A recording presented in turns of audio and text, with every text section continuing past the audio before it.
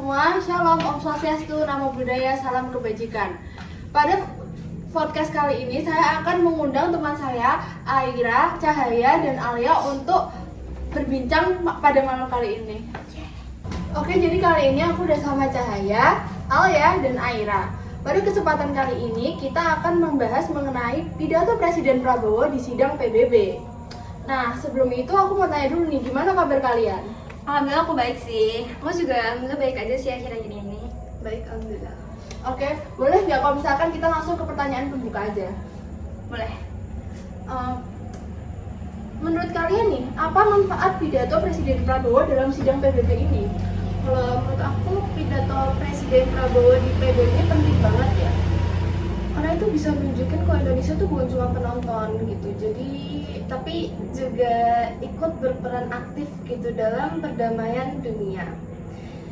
Negara lain tuh jadi tahu kalau misalnya Indonesia tuh punya prinsip dan komitmen terhadap isu global kayak kemanusiaan dan keadilan. Oke, ada yang punya pendapat lain?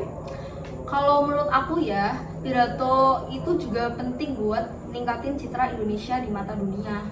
Soalnya lewat forum kayak PBB, Indonesia bisa nunjukin pendiriannya terhadap isu global. Tapi menurutku nggak cukup ngomong aja, harus kayak ada tindakan nyata juga supaya pesan yang disampaikan benar-benar terasa. Iya sih, aku setuju sama jawaban kalian berdua tadi. Pidato tuh bukan cuma buat gaya-gayaan aja, tapi buat nunjukin posisi Indonesia di dunia internasional gitu. Cuman ya kalau nggak ada tindak lanjutnya ya bisa aja dibilang ngomong kosong aja. Jadi pemerintah harus benar-benar menindaklanjuti dengan kebijakan yang nyata gitu. Oh, oke. Selanjutnya kita akan ke pertanyaan kedua. Cahaya bisa jawab duluan ya nanti. Presiden Prabowo membahas mengenai hak asasi manusia maupun kesejahteraan manusia. Menurut kamu nih Cahaya, apakah HAM sudah tercapai di negara Indonesia pada saat ini? Menurut aku sih belum sepenuhnya ya. Masih ada aja kasus yang pelanggaran HAM yang belum selesai. Terus apalagi kasus yang udah lama gitu kan.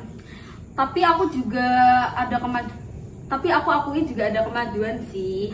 Misalnya kayak makin banyak orang yang berani menyuarakan pendapat dan menuntut keadilan gitu. Oke, aku kayaknya setuju banget sama pernyataan yang kamu kasih tadi.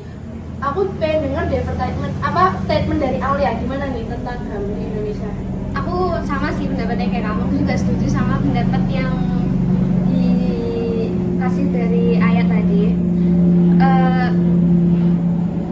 Undang-undang tentang HAM itu udah ada, tapi penerapannya tuh belum maksimal gitu. Kadang aparatnya nggak tegas, terus masyarakatnya juga masih kurang sadar soal pentingnya menghormati hak orang lain. Menurutku pendidikan tentang HAM itu penting banget buat ditanamkan sejak sekolah, sejak dini gitu, biar kedepannya mereka makin ngerti gitu tentang hak-hak yang harus mereka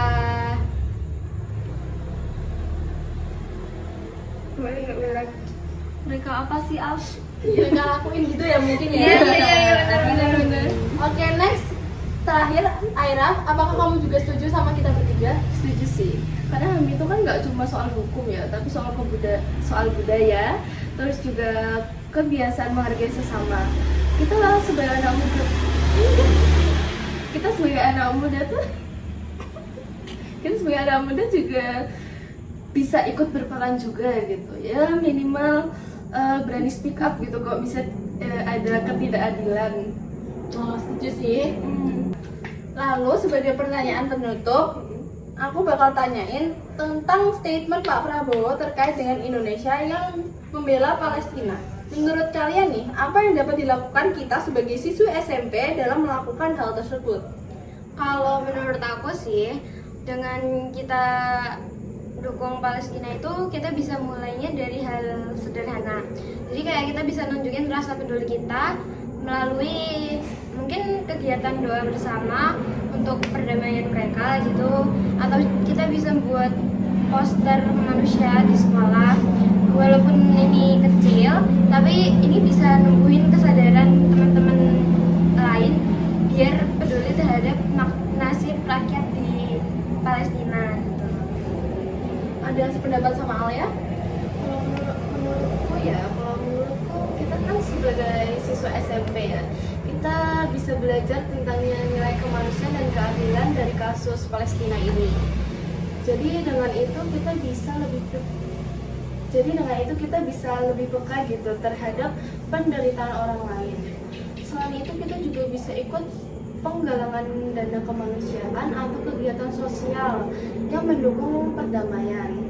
Jadi walaupun kita masih belajar, kita masih bisa lah membantu dengan hal yang positif. Oke, kalau Cahaya gimana?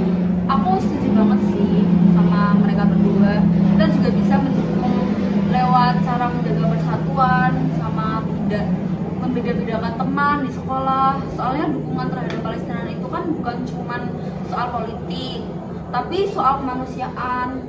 Kalau kita bisa hidup rukun dan saling menghormati, berarti kita juga sedang menerapkan nilai perdamaian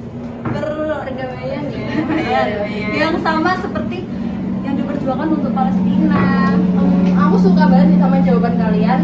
Jadi kita sebagai siswa SMP pun juga bisa berempati gitu untuk kemanusiaan, rasa kemanusiaan buat masyarakat di Palestina sana.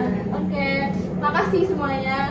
Oke, sekali lagi aku mau ngucapin terima kasih ya buat Cahaya, Alia sama Aira karena udah mau datang di podcast ini buat bahas tentang pidato Presiden Prabowo di sidang PBB.